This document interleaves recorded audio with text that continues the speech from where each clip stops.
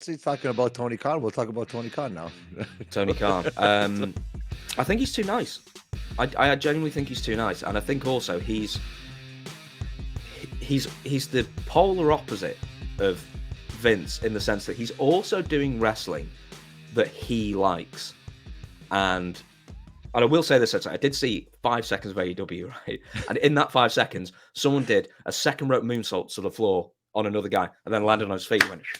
I said, "Well, that looked easy," and I bet that didn't finish the match, did it? No, It was spectacular, but I bet it meant nothing. Yeah. So I think it for me as yes, I'm fine. I've not watched that much, but I can more. You tell me if I'm wrong. Is indie wrestling with international production values, and I'm not a fan of it. But I also think he's probably a very nice person, and I think he's got the best interests of every employee under him at heart. And I genuinely think he cares about people, and he's a good person. You think But similarly, I think he's not ruthless enough. You think that's going to burn him in a sense that he's signed so many people that eventually he's going to have to let go some people, and maybe they're going to just, why should? Yeah, I get that. Like when late 2019, WWE and AEW, they're both trying to sign everybody they could to stop the other person from signing with them. Of course, WWE learned quite a few months ago that the war, so-called war in quotation marks, is dead.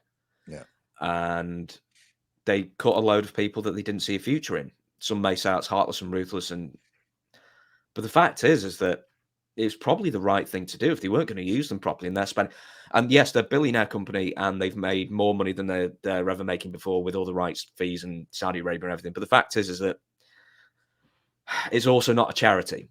And Tony Khan's running AEW more like a charity. I mean, you just shouldn't have that many people on a roster that's got 3 hours of first-run television. For 3 hours of first-run television, you could get away with 35 people. Yeah, I know that sounds like a low amount, but you really could. Same with UFC. I'm a big UFC fan. Okay. They've got like 600 fighters or something under contract. How many of them do you know? Are you a UFC maybe fan?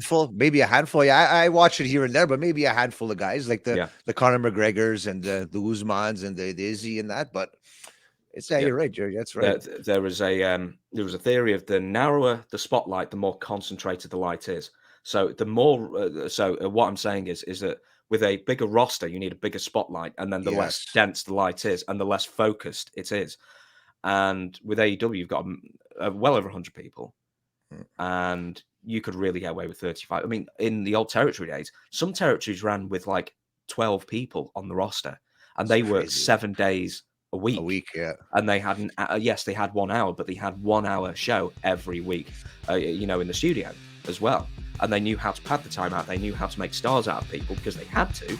And if they didn't, guess what? They failed and they folded.